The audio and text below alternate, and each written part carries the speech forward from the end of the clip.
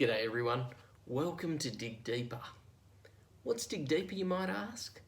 It's a time where we can think harder about different books of the Bible and different topics.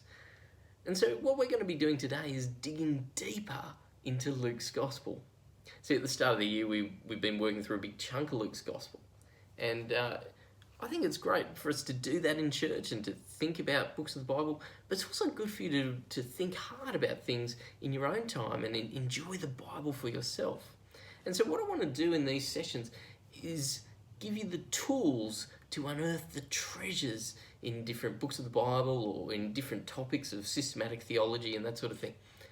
So as we look at Luke's Gospel today, I hope you'll see the riches for yourself that are there, the amazing things that God is teaching us in Luke's Gospel.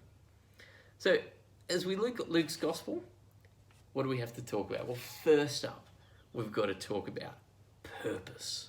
Why did Luke write his Gospel? He could have been doing all sorts of other things. Why sit down and write a Gospel? Well, I love it when books of the Bible tell us explicitly their purpose. They don't always do that. But Luke does that in the first 4 verses so that we're really clear about why we should read this book. Let me read it to you.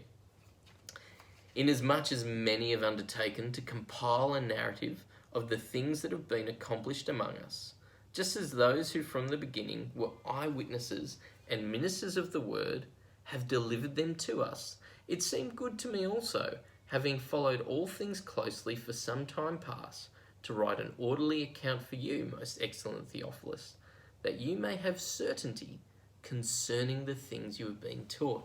So Luke's saying, I've written this gospel, just like other people have written a gospel. They were eyewitnesses, but I went around, I found out what's going on, and I've written this gospel. I've compiled this thing for you to read. But did you see verse 4? It's the pointy end of it. That you may have certainty concerning the things you have been taught. So he's going, I want you to be certain that the things you've been taught about Jesus are true, that they're as wonderful as you've been told. And so I've written this gospel for you to give you certainty, to help you see you can bet your life on Jesus. Now, as you read different passages in Luke, whatever passage it may be, it's worth coming back to this statement. Whatever passage you read, you should read it through the lens of certainty. Whether it be Jesus forgiving the sinful woman, whether it be on the road to Emmaus, the thieves on the cross, the Good Samaritan, different parables, whatever it is, it's there to give you certainty about it. Who Jesus is, what he taught, and what he's accomplished for us at the cross and in his resurrection. So that's Luke's aim. But what does Luke actually tell us about Jesus Christ in his gospel?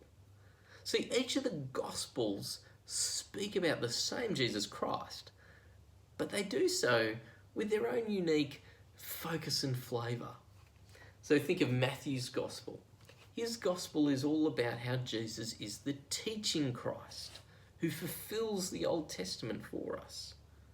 Mark is all about how Jesus is the suffering Christ who serves us by giving his life as a ransom for many.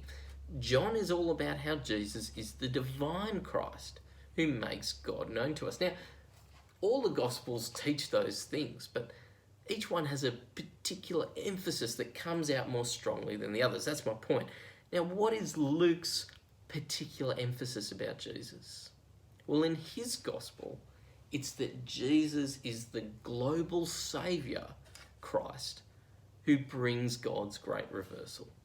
Jesus is the global or universal saviour, Christ, who brings God's great reversal.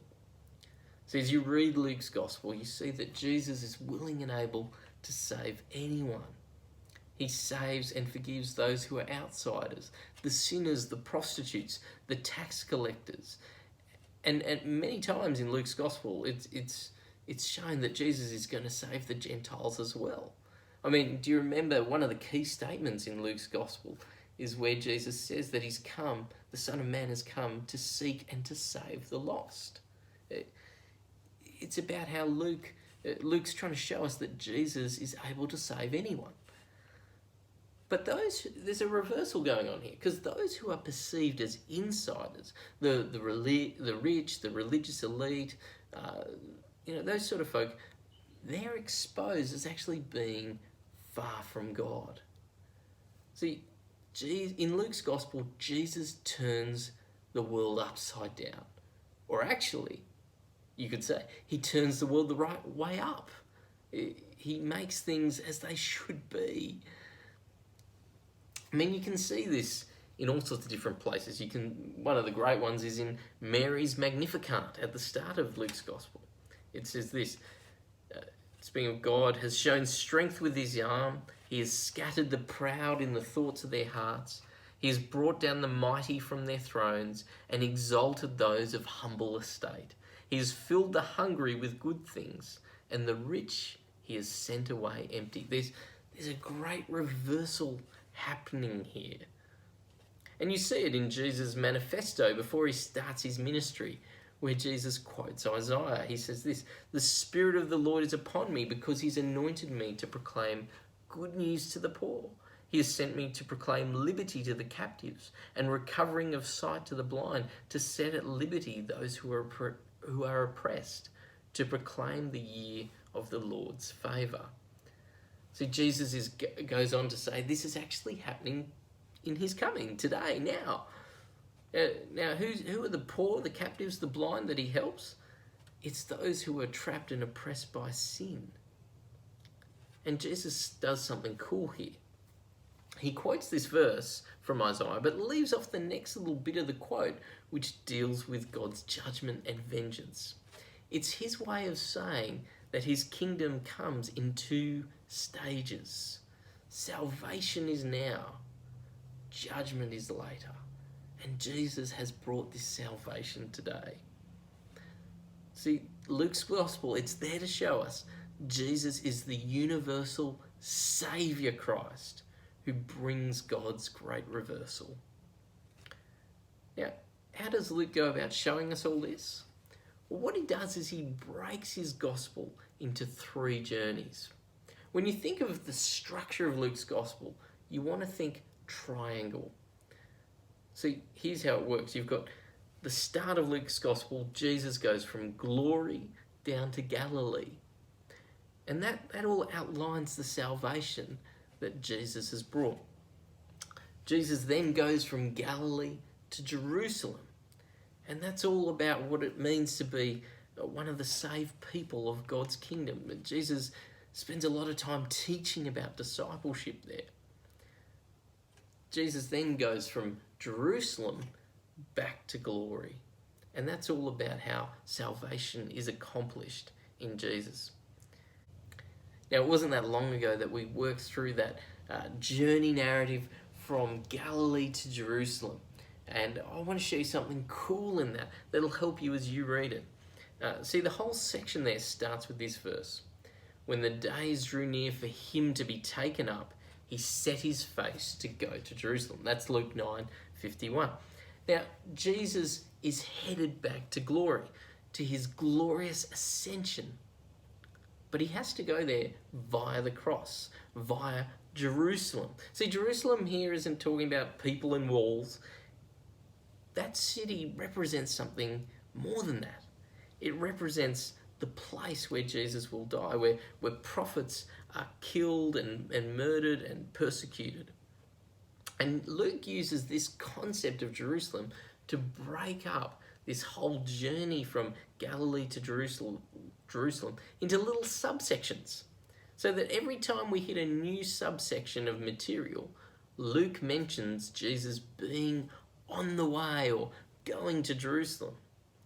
Now, there are 4 subsections in this Galilee to Jerusalem section, and they're each about God's kingdom. First, it's about how we should proclaim the kingdom. It's about the mission of those who follow Jesus. Secondly, he deals with perspectives on the kingdom. And it starts with Martha and Mary and carries on, and it's all about kingdom thinking, looking at the world differently with kingdom glasses on.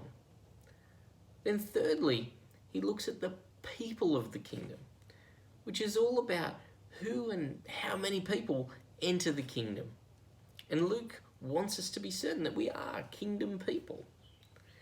And finally, the last subsection is all about preparing for the kingdom, which is all about when Jesus will return and being certain that you are ready for his return. So you've got those 4 sections: proclaiming the kingdom, which is about mission; perspectives of the kingdom, which is about thinking in a kingdom way with a kingdom mindset; people of the kingdom, about knowing who is in the kingdom, how many are there, and preparing for the kingdom, making sure you're ready for the return of Jesus. So that's a bit of a bird's eye view of Luke's gospel for you.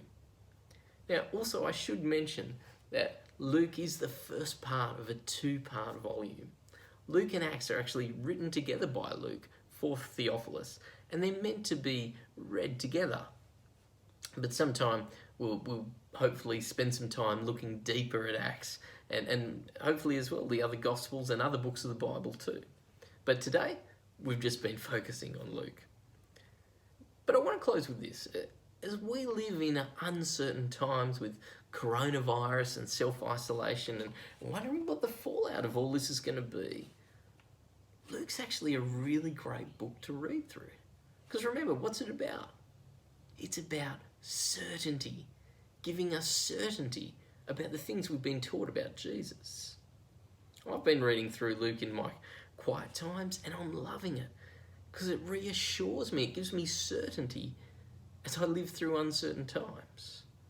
And so I want to encourage you, have a read of Luke yourself. Think hard about this book. Dig deeper into it. Check the things I'm saying. I'm not the Pope. You check and see if these things are right, and look at it for yourself. But as you read Luke, most importantly, let it reassure you of the great salvation that you have in Jesus Christ. It's a great one to read. So I hope you'll spend the time to work your way through Luke. You can do it 1 chapter a day. You could do it all in one sitting. It's up to you. But spend some time chewing on Luke and enjoying it. There is great treasure to be unearthed in Luke's gospel. Thanks so much for watching, and hope you stay safe and well, and not only that, but joyful and encouraged. Have a good one.